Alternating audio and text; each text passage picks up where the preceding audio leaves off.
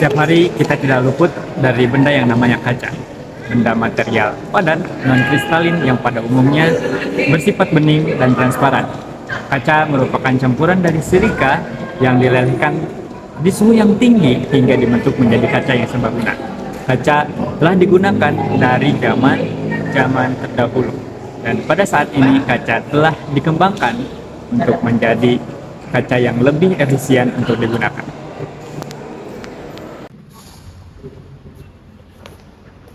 Bangsa pertama yang menemukan teknik pembuatan kaca di dunia adalah orang-orang Fenisia.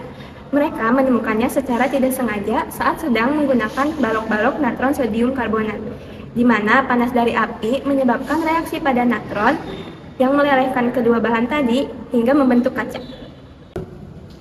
Pada tahun 1950-an, Sir Alastair Pilkington memperkenalkan metode produksi kaca apung, di mana 90% kaca lembarannya masih diproduksi hingga saat ini.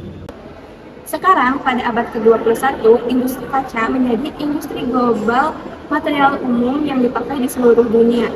Berkembangnya industri ini didukung oleh mesin-mesin pendukung proses pembuatan kaca seperti kaca tempered, kaca double glazing, cermin titanium, dan yang lainnya.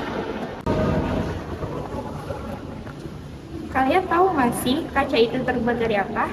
Kaca itu terbuat dari pasir silika, FiO2, soda garam, Na2CO3, batu kapur, CaCO3, dan beberapa bahan tambahan lainnya. Penggunaan kaca pada zaman sekarang itu bisa kita temukan di kehidupan sehari-hari kita. Contohnya ada cermin, ada jendela, ada piring, ada gelas, dan lain-lain peralatan dapur.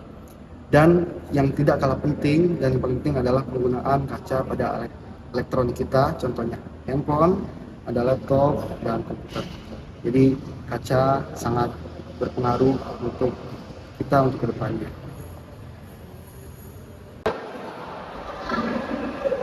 Proses pembuatan kaca modern melibatkan beberapa hal. Yang pertama adalah pencampuran bahan baku kaca. Lalu yang kedua adalah proses pemanasan.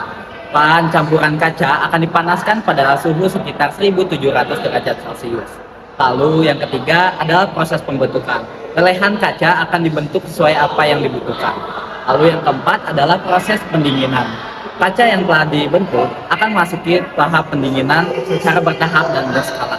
Lalu yang terakhir ada proses tambahan seperti penghalusan permukaan kaca, pemotongan, atau pemberian pada kaca.